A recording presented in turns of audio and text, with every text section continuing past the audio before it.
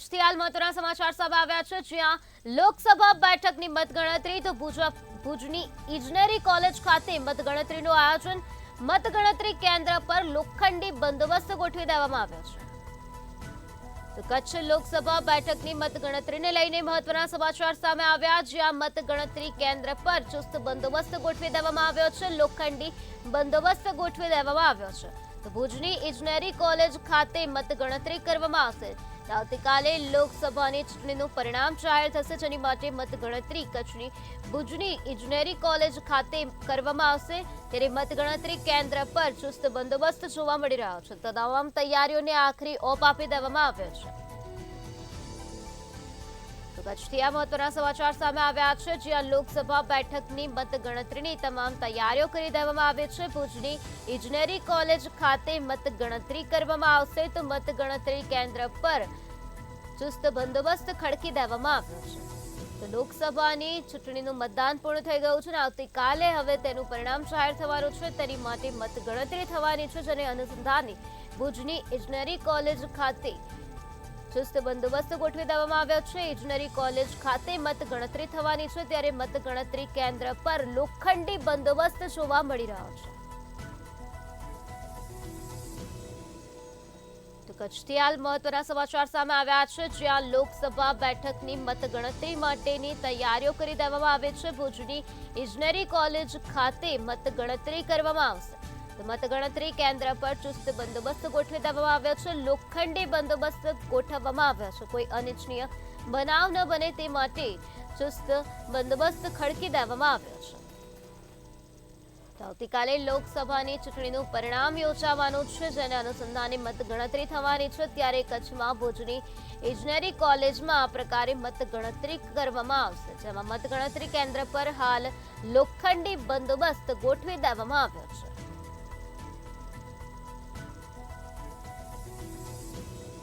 ભુજની ઇજનેરી કોલેજ ખાતે આવતીકાલે મતગણતરી થશે, જેને લઈને તમામ તૈયારીઓ પૂર્ણ કરી દેવામાં આવી છે. ચુસ્ત સુરક્ષા ગોઠવી દેવામાં આવી છે. આ સાથે મતગણતરી કેન્દ્ર પર લોખંડી બંદોબસ્ત જોવા મળી રહ્યો છે.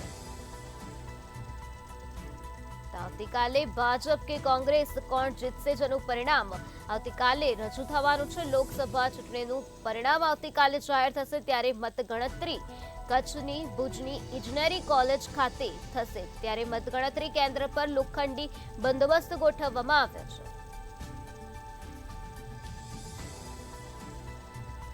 તો ઇજનેરી કોલેજ ખાતે તમામ તૈયારીઓ કરી દેવામાં આવી છે. તમામ તૈયારીઓની આખરી ઓપ આપી દેવામાં આવ્યો છે. આ સાથે કોઈ અનિચ્છનીય બનાવ ન બને તેની માટે સુરક્ષા પણ કરવામાં આવી છે.